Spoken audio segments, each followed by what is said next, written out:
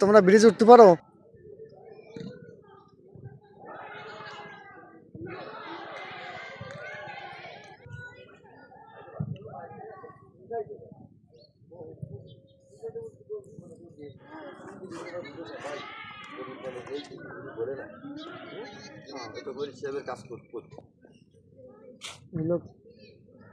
ওই দিকেই নজর, উনি যে কোথায় যাচ্ছে কি এদিকে নজর না।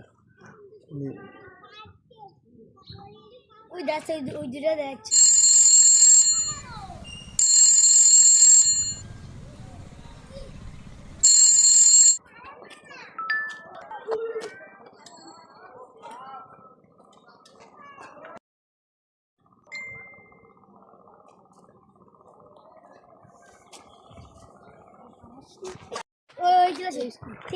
এই স্কুলে এদিকে এসো।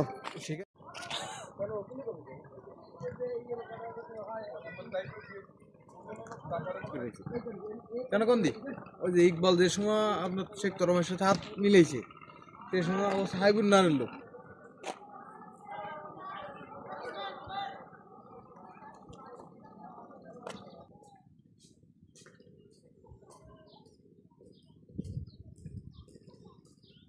কি অবস্থা হয়ে গেছে বাসের সাথে উঠতে পারে না লোক। নেবেন নেবো।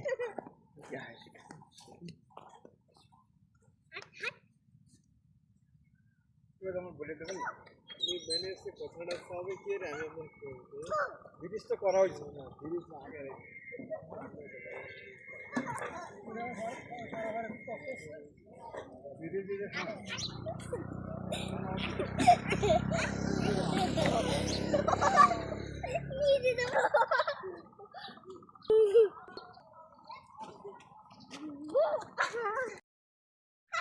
কইতে গেলে আর পারবে না। নেওয়ার পরে এইটাই নিয়ম।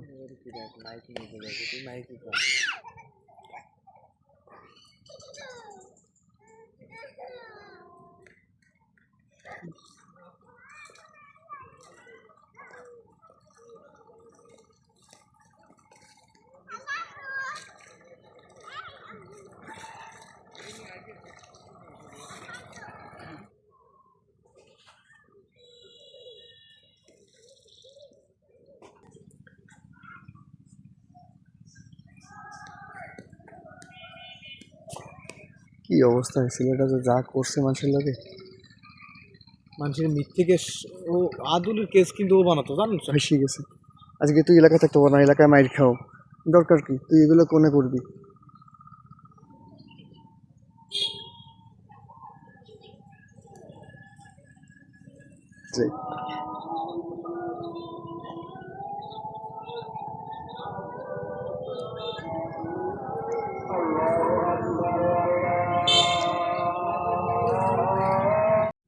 আমাদের এই ব্রিজ থেকে প্রতিদিন 40-45 হাজার লোক চলাচল করে। আর ব্রিজ না হওয়াতে আমাদের এই 40-45 লোক আমরা খুব অসুবিধা আছি, খুব ভোগান্তিতে আছি। মাল নিয়ে আসতে পারি না, খুব কষ্ট হয়। এই ব্রিজটা হলে আমাদের খুব সুবিধা হয়। যখন ব্রিজ করতে আসে তখন আমাদের যখন মাপ দিছে তখন মস্তিষ্কে বেজে গেছে। তো আজকে বলছে যে মস্তিষ্কে বেজে যায়, যতটুক বেজে যায় অতটুকু আমি দিয়ে ওখানে চলে যাব, কিন্তু জায়গা তো দেয় নেই, ব্রিজও হয়নি, পড়ে আছে আর কি। ব্রিজটা যে খাড়া, আর এই ব্রিজটা কমপ্লিট হওয়ার না কারণে যে বৃদ্ধ যে মহিলা, তারপরে বৃদ্ধ যে মা বাবা আছে, তারা এই যে ব্রিজে পারাপারে অনেক সময় সমস্যা হচ্ছে। কারণ এই যে এদিকে চারের মতো করে দিয়েছে, আর এই খাড়ার কারণে ও শিক্ষার্থীরা স্কুলে কলেজে যাতায়াতে অনেক সমস্যা বোধন করছে। এবং তারপরে বাচ্চারা এই জায়গাতে পারাপারের সময় অনেক সময় পড়ে যায়, পড়ে গিয়ে অনেক সমস্যা হচ্ছে। তো এই ব্রিজটা তাড়াতাড়ি ঠিক করা উচিত।